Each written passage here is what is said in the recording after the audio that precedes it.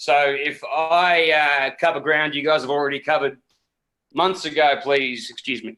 But I sort of came with a pre-prepared question about UBI, which a lot of which has been covered with the LIG talk. But I guess, look, as a wannabe brocialist, one of my biggest problems with a universal basic income is the obvious socialist response to it, that it won't close the wealth gap in any way, that it will basically, the rich people will receive the universal basic income, they'll be able to save it or invest it. The middle class will sometimes be able to save it or spend it on their kids, whereas the lower classes will have no choice but to spend it on necessities.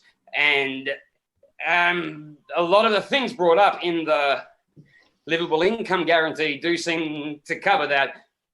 I want to mention a point that Elise was talking about, the importance of motherhood. I am the oldest of 7 kids. My mother has had 6 kids herself, the youngest of whom is doing the HSC now, God bless her. And now that he's doing that, in fact, long before he started doing that, she had to go and find work again because she's a single mum.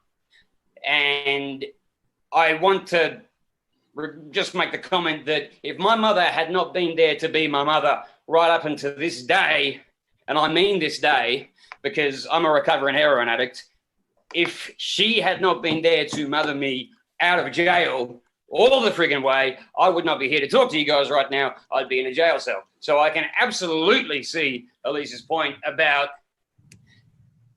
not just motherhood, but many, many, many other jobs that are not paid right now being necessities.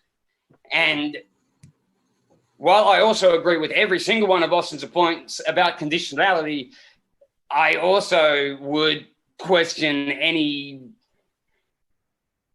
One of the things that excites me most about universal basic income is that it seems to be something that has support not only on the left, but on the right. And not only on the far left, but from some people on the far right as well, which makes me think that maybe we're closer to accomplishing that than a lot of goals that we may have in our heads.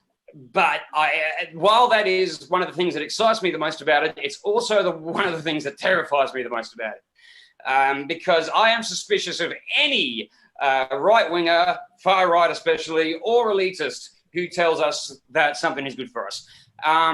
One of the first things that springs to my mind is that Elon Musk is a big supporter of universal basic income.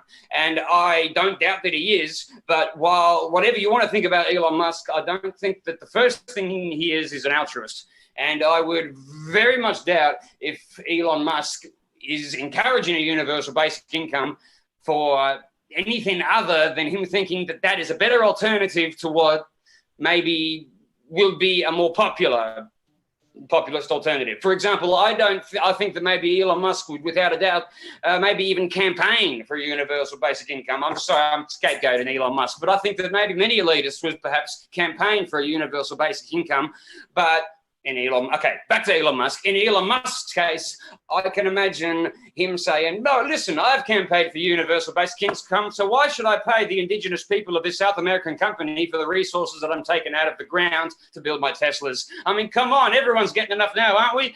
My biggest concern is that the gap stays as big as it's always been, and then the elites have another...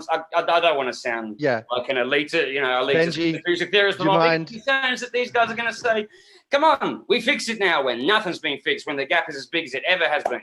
Anyway. Benji, I would like to add a couple of things quickly before I pass it to our guests to respond.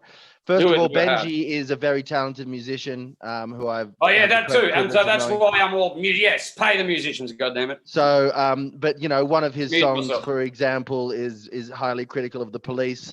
Many of his songs are very highly critical of the police and of the government. And my fear would be that the conditionality applied to this might mean that somebody... working in the public service has to sit and listen through those songs and decide whether or not they're a valid contribution to Australian society, and they probably won't get past the first 4 bars. And you made half of them. You can... Yeah, well, that's another story. We talked about my many and varied interests previously. I would quickly like to respond to this idea that, once we have a basic income, the rich people will use it as a shield against further changes. There'd be two quick responses I want to make to that before I let other people do so. One is that the more people will have time to get involved in politics and be able to really act. So I think that if that's what they think, then they're probably wrong. Second of all is the question of this idea of the basic income de-conflicting the labor market, so that there's this class conflict that's going on in workers versus bosses. And if we give everyone a basic income or a livable income guarantee, some other work income outside the labor market, that will be used as an excuse by the bosses to not pay workers more, to not give ownership shares or whatever. I would suggest that actually having money gives you leverage, and you can consider it a kind of universal strike pay, where more people would be in a position to walk away and say, F you, boss. I don't like the way you're treating me. I don't like the wages here, and I have the option of opting out, and that would give workers much more bargaining power, and that overall the labor share of income would increase in the economy, and that even a livable income guarantee or something like that would have a similar effect.